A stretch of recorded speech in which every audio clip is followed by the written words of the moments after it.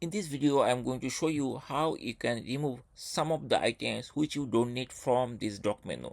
So generally when you buy your Mac or when you reset your Mac, after the reset or any update of OS, you will see lots of options or icons are there here. So most of the time I see most of the users, most of them are not required. Like for me, like out of this only 3 4 is important, and rest of them I don't need. So in this video I'm going to show you how you can easily clean these items. It's very simple and easy. So let's see how we can do this thing.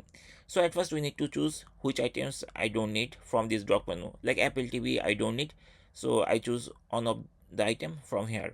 Now to remove this, just right click over there and it will bring like this option. From here we have to choose options, and if you move your cursor on top of the options, it will be expanded. Like when you right click, it will bring like this. Now I'm going to move my cursor over there, options, and here it is showing these options.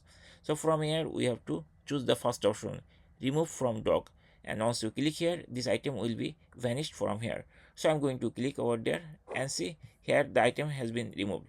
In this same way, in the same way basically, if you want to remove some other items, you can do everything and make your dock very clean. Like this thing, music also I am not using for my iMac or Mac or MacBook. So I'm going to right click over there and then I'm choosing the same way, options, remove from dock, and it will be removed. And once it is removed, then here you will see it's not there anymore. So that's it. In this way we can easily remove the unnecessary icons or applications from our Mac dock menu.